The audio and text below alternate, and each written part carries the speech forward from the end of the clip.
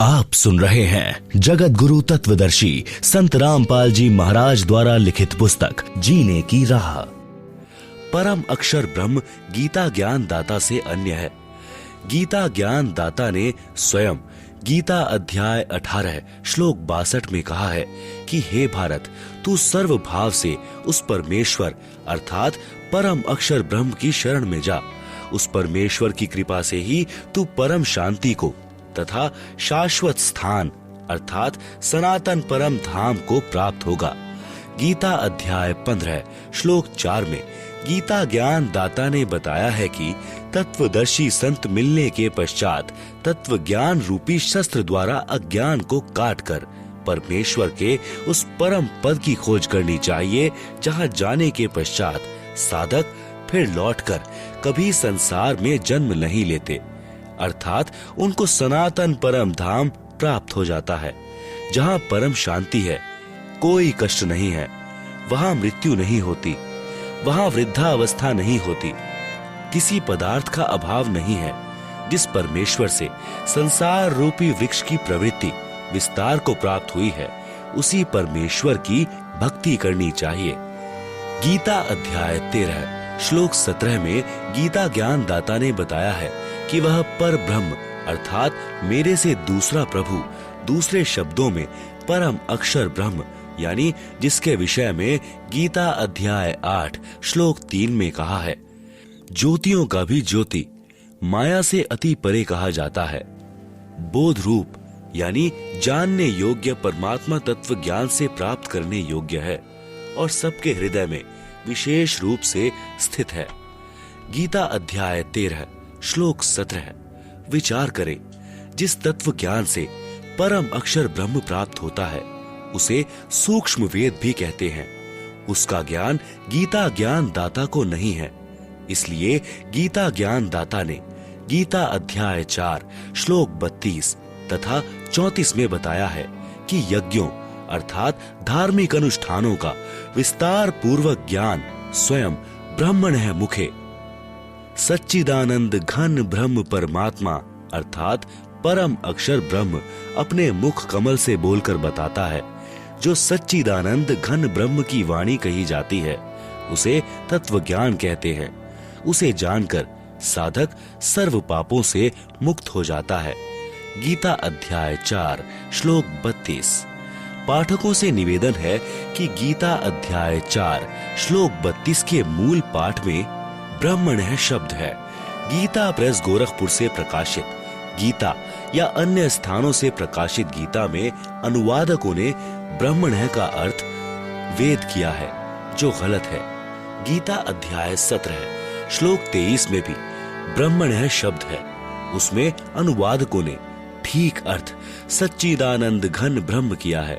इसलिए गीता अध्याय 4 श्लोक 32 में ब्रह्मण है मुखे का अर्थ सच्चिदानंद घन ब्रह्म के मुख कमल से उच्चारित वाणी में करना उचित है। गीता अध्याय 4 श्लोक 34 में गीता ज्ञान दाता ने कहा है कि उस तत्व ज्ञान को जिसे परमेश्वर अपने मुख कमल से बताता है, तू तत्वदर्शी संतों के पास जाकर समझ। उनको दंडवत प्रणाम करने से, नम्रता पूर्वक प्रश्न करने से वे परमात्म तत्व को भली भांति जानने वाले तत्वदर्शी महात्मा तुझे तत्व ज्ञान का उपदेश करेंगे। प्रभु प्रेमी पाठक जनों, इससे सिद्ध हुआ कि वह तत्व ज्ञान जिससे परम अक्षर परमात्मा प्राप्त होता है, गीता ग्रंथ में नहीं है। गीता चारों वेदों ऋग्वेद, यजुर्वेद, सामवेद तथा अथर्ववेद का संक्षिप्त रूप है, उनका सारांश है। इससे सिद्ध हुआ कि सूक्ष्म वेद वाला तत्व ज्ञान किसी भी प्रचलित सदग्रंथ में नहीं है। वह ज्ञान मेरे यानी संत रामपाल दास के पास है, विश्व में किसी के पास नहीं है। प्रश्न, क्या श्री ब्रह्मा जी रजगुण, श्री विष्णु जी सतगुण तथा श्री शिव जी तम गुण भी ईष्ट रूप में पूज्य नहीं है? हिंदू धर्म में इन्हीं देवताओं की पूजा की जाती है। हिंदू धर्म गुरु शंकराचार्य तथा अन्य इन्हीं की पूजा ईष्ट रूप में मानकर करने को कहते हैं। वे स्वयं भी करते हैं। आपकी बात अविश्वसनीय लगती है। क्या आप गीता में प्रमाणित कर सकते हैं? उत्तर, हिंदू धर्म के धर्म गुरुओं को अपने सदग्रंथों का ही ज्ञान नहीं, जैसे अक्षर ज्ञान देने वाले अध्यापक को अपने पाठ्यक्रम की पुस्तकों के उल्लेख का ही ज्ञान नहीं, तो वह अध्यापक विद्यार्थियों के लिए हानिकारक होता है, वह शिक्षक ठीक नहीं। यही दशा हिंदू धर्म के धर्म गुरुओं की है। प्रमाण श्रीमद् भगवद गीता अध्याय 7 श्लोक 12 से 15 में गीता ज्ञान दाता ने कहा है कि तीनों गुणों से रजगुण श्री ब्रह्मा जी से उत्पत्ति, सतगुण श्री विष्णु जी से स्थिति तथा तम गुण श्री शंकर जी से संहार जो हो रहा है उसका निमित्त मैं हूँ, परंतु उनमें मैं तथा वे मुझ में नहीं है। गीता अध्याय 7 श्लोक 12 पहले ये प्रमाणित करते हैं कि रजगुण ब्रह्मा, सतगुण विष्णु तथा तम गुण शिव शंकर हैं। पहला मार्कंडेय पुराण गीता प्रेस गोरखपुर से प्रकाशित केवल हिंदी सचित्र मोटा टाइप के पृष्ठ 123 पर लिखा है कि ब्रह्मा, विष्णु तथा महेश ब्रह्म की प्रधान शक्तियां हैं। ये ही 3 गुण हैं, ये ही 3 देवता हैं। श्री देवी पुराण यानी श्री खेमचंद श्री कृष्णचंद्र वेंकटेश्वर प्रेस मुंबई से प्रकाशित के 3 स्कंद के अध्याय 5 श्लोक 8 में कहा है, यदि दया धर्मना सदा अंबिके कथम अहम विहितः तमो गुणः कमलजः रजगुणः कथम विहितः च श्री हरिः सतगुणः देवी पुराण 3-5-8। अनुवाद भगवान शिव अपनी माता दुर्गा जी से प्रश्न कर रहे हैं कि हे मातः, यदि आप हम पर दया युक्त हैं तो मुझे तमोगुण क्यों उत्पन्न किया? कमल से उत्पन्न ब्रह्मा जी को रजोगुण तथा श्री विष्णु जी को सतगुण क्यों बनाया? इससे प्रमाणित हुआ कि रजगुण कहो चाहे ब्रह्मा जी कहो, सतगुण कहो चाहे विष्णु जी कहो, तम गुण कहो चाहे शिव जी कहो। गीता अध्याय 7 श्लोक 12 का भावार्थ, गीता ज्ञान दाता काल ब्रह्म है। प्रमाण गीता अध्याय 11 श्लोक 31-32। अध्याय 11 श्लोक 31 में अर्जुन ने पूछा कि हे महानुभाव, आप कौन हैं? जबकि श्री कृष्ण जी तो अर्जुन के साले थे। श्री कृष्ण जी की बहन सुभद्रा का विवाह अर्जुन से हुआ था। विचार करें कि यदि गीता ज्ञान दाता श्री कृष्ण होते तो अर्जुन को यह जानने की नौबत नहीं आती कि आप कौन हो। क्या जीजा अपने साले को नहीं जानता? वास्तव में श्री कृष्ण जी के शरीर में प्रेतवश प्रवेश करके काल ब्रह्म गीता ज्ञान बोल रहा था। अधिक प्रमाण के लिए पढ़ें पुस्तकें गीता तेरा ज्ञान अमृत, गहरी नजर गीता में, ज्ञान गंगा, आध्यात्मिक ज्ञान गंगा तथा देखें सत्संगों की डीवीडी श्रीमद् भगवद गीता का ज्ञान किसने बोला। ये सब हमारी वेबसाइट www.jagatgururampalji.org पर उपलब्ध है। निशुल्क डाउनलोड कर सकते हैं। YouTube पर भी संत रामपाल जी महाराज सत्संग सर्च कर सकते हैं। गीता ज्ञान दाता काल ब्रह्म है, जो गीता अध्याय 11 श्लोक 32 में स्वयं कह रहा है कि मैं काल हूं, अब प्रवृत्त हुआ हूं, अर्थात अब प्रकट हुआ हूं। यदि श्री कृष्ण जी गीता ज्ञान बोल रहे होते तो यह नहीं कहते कि मैं अब आया हूं, क्योंकि श्री कृष्ण जी तो पहले ही विद्यमान थे। श्री कृष्ण जी ने कभी पहले नहीं कहा कि मैं काल हूं, न कभी बाद में कहा कि सबका नाश करने वाला बढ़ा हुआ काल हूं। कौरवों की सभा में अपना विराट रूप भी दिखाया था। विराट रूप भक्ति युक्त प्रत्येक आत्मा का होता है, कोई कोई ही इसे प्रकट कर सकता है। यह भक्ति की शक्ति अनुसार होता है। गीता ज्ञान दाता ने गीता अध्याय 11 श्लोक 47 में कहा है कि अर्जुन, मेरा यह विराट रूप तेरे अतिरिक्त पहले किसी ने नहीं देखा है। पाठकों से निवेदन है कि श्री कृष्ण जी ने तो अपना विराट रूप पहले कौरवों की सभा में दिखाया था, जो उपस्थित सैकड़ों कौरवों सहित हजारों ने देखा था। यदि श्री कृष्ण जी गीता ज्ञान बोल रहे होते तो यह कदापि नहीं कहते कि यह मेरा विराट रूप तेरे अतिरिक्त पहले किसी ने नहीं देखा था। इससे स्पष्ट है कि गीता ज्ञान दाता काल ब्रह्म है, जिसे गीता अध्याय 15 श्लोक 16 में शर पुरुष कहा गया है, जिसने गीता अध्याय 8 श्लोक 13 में कहा है कि ओम इति एकाक्षरम ब्रह्म व्याहरण माम अनुस्मरण यह प्रयाति त्यजन देहम सह याति परमाम गति। सरलार्थ, गीता ज्ञान दाता ने कहा है कि माम ब्रह्म यानी मुझ ब्रह्म का, ओम इति एकाक्षरम यानी यह एक ओम अक्षर है, व्याहरण यानी उच्चारण करके, अनुस्मरण यानी स्मरण करता हुआ, यह प्रयाति त्यजन देहम जो साधक शरीर त्याग कर जाता है, सह याति परमाम गतिम वह ओम नाम से होने वाली परम गति को प्राप्त होता है। इसी को और स्पष्ट करता हूँ। श्री देवी पुराण सचित्र मोटा टाइप केवल हिंदी, गीता प्रेस गोरखपुर से प्रकाशित के 7वें स्कंद में पृष्ठ 562-563 पर प्रकरण इस प्रकार है। श्री देवी जी राजा हिमालय को ब्रह्म ज्ञानोपदेश देती हैं। कहा कि हे राजन, तू ओम नाम का जाप कर जिससे ब्रह्म की प्राप्ति होती है। यह ओम नाम ब्रह्म जाप मंत्र है और सब बातों को, पूजाओं को त्याग कर केवल एक ओम नाम का जाप कर। ब्रह्म प्राप्ति का उद्देश्य रख, तेरा कल्याण हो। इससे ब्रह्म को प्राप्त हो जाएगा। वह ब्रह्म दिव्य आकाश रूपी ब्रह्म लोक में रहता है। इस देवी महापुराण से स्पष्ट हुआ कि ओम नाम जाप ब्रह्म का है। अन्य प्रमाण श्री शिव महापुराण गीता प्रेस गोरखपुर से प्रकाशित सचित्र मोटा टाइप के विधवेश्वर संहिता के पृष्ठ 23 से 25 पृष्ठ पर प्रकरण इस प्रकार है। एक समय श्री ब्रह्मा जी रजगुण तथा विष्णु जी सतगुण का युद्ध हो गया। कारण था कि ब्रह्मा जी ने श्री विष्णु जी के निवास पर जाकर कहा कि हे अभिमानी, तूने मेरे आने पर उठकर सत्कार नहीं किया। तू पुत्र होकर भी पिता का सत्कार नहीं करता। मैं सर्व जगत की उत्पत्ति करने वाला सबका पिता हूँ।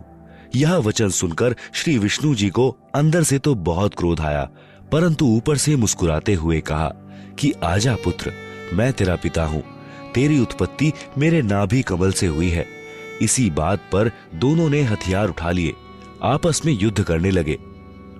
उसी समय काल ब्रह्म ने इन दोनों के बीच में एक तेजोमय स्तंभ खड़ा कर दिया, जिस कारण से दोनों ने युद्ध करना बंद कर दिया। उसी समय काल ब्रह्म ने अपने पुत्र शिव का रूप बनाया तथा अपनी पत्नी दुर्गा को पार्वती बनाकर उनके पास प्रकट हो गए। उन दोनों से कहा कि तुम दोनों को ज्ञान नहीं है कि यहाँ का ईश कौन है। मैं ब्रह्म हूँ, यह संसार मेरा है। हे विष्णु तथा ब्रह्मा, तुम दोनों ने तप करके मेरे से एक एक कृत प्राप्त किए हैं। ब्रह्मा को सृष्टि की उत्पत्ति तथा विष्णु को स्थिति। पुत्रों सुनो, मैं इसी प्रकार महेश तथा रुद्र को भी एक एक कृत संहार तथा तिरोभाव दिए हैं। फिर कहा है कि मेरा एक अक्षर ओम मंत्र जाप करने का है। यह 5 अवयवों यानी अ, उ, म, नाद तथा बिंदु का संग्रह एक ओम अक्षर मंत्र बना है। पाठक जनों को स्पष्ट हुआ कि ओम एक अक्षर ब्रह्म का जाप मंत्र है। यह भी स्पष्ट हुआ कि श्री ब्रह्मा, श्री विष्णु तथा श्री महेश से अन्य काल ब्रह्म है और ब्रह्मा जी, विष्णु जी तथा शिव जी तीनों काल ब्रह्म के पुत्र हैं। अन्य प्रमाण श्री शिव महापुराण गीता प्रेस गोरखपुर से प्रकाशित सचित्र मोटा टाइप में रुद्र संहिता के पृष्ठ 110 पर लिखा है कि रजगुण ब्रह्मा, सतगुण विष्णु तथा तमगुण शिव तीनों देवताओं में गुण है। मैं इनसे भिन्न हूँ। इन सर्व प्रमाणों से स्पष्ट हुआ कि गीता ज्ञान दाता काल ब्रह्म है। इसे श्राप लगा है कि यह प्रतिदिन 1 लाख मानव शरीरधारी प्राणियों को खाएगा तथा 1.25 लाख प्रतिदिन उत्पन्न करेगा। इस कारण से इसने अपने तीनों पुत्रों को एक एक गुणयुक्त बना रखा है। इनके शरीर से निकल रहे गुणों का सूक्ष्म प्रभाव प्रत्येक प्राणी को विवश करके कार्य करवाता है। जैसे रसोई घर में मिर्चों का छौंक लगता है, छींक आती है, उन छींकों को कोई नहीं रोक पाता। स्थूल रूप में मिर्च रसोई घर में होती है। उनसे निकले गुण ने दूर कमरे में बैठे व्यक्तियों को प्रभावित कर दिया।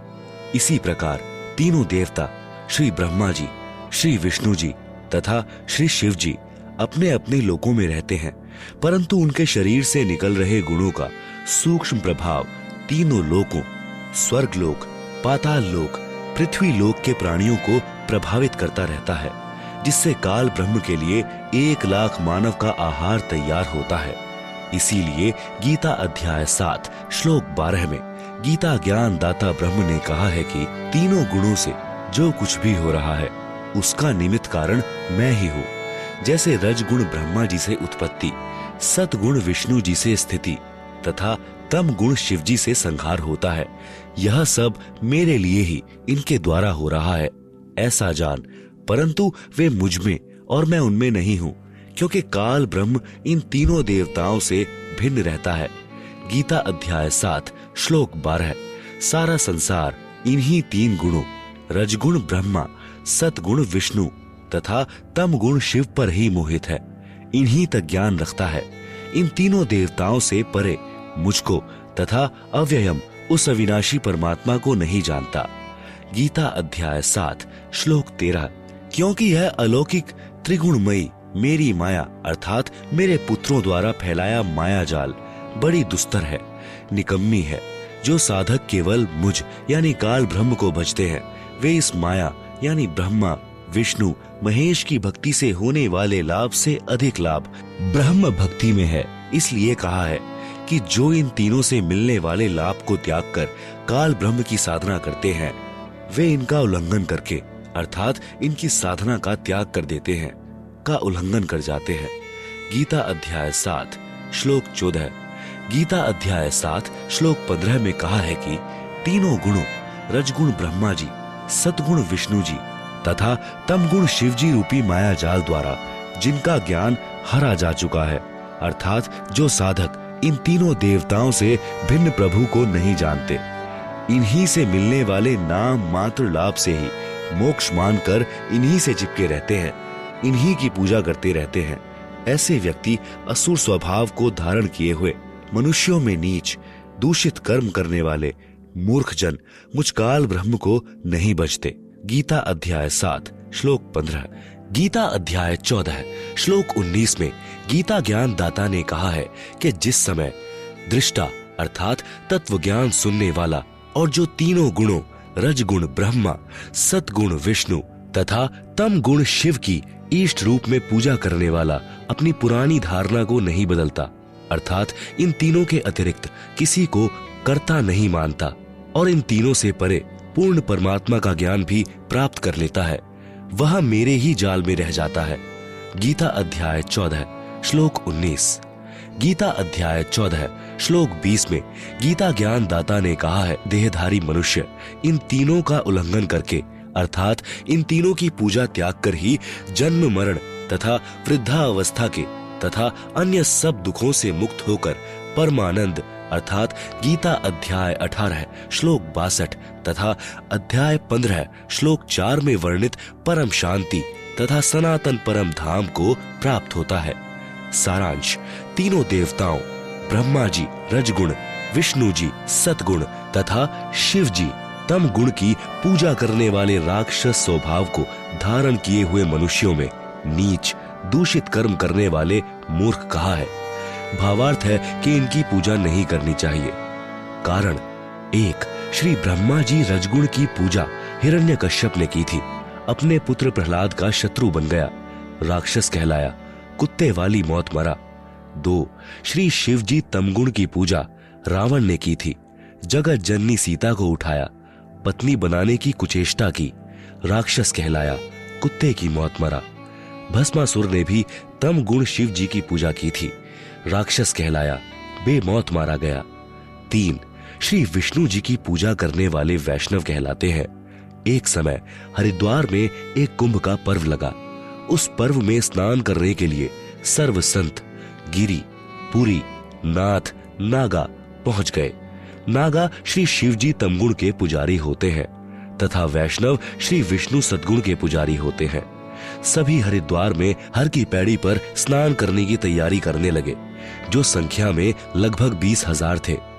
कुछ देर बाद इतनी ही संख्या में वैष्णव साधु हर की पैड़ियों पर पहुंच गए। वैष्णव साधुओं ने नागाओं से कहा कि हम श्रेष्ठ हैं, हम पहले स्नान करेंगे। इसी बात पर झगड़ा हो गया। तलवार, कटारी, छुरों से लड़ने लगे। लगभग 25,000 दोनों पक्षों के साधु तीनों गुणों के उपासक कटकर मर गए।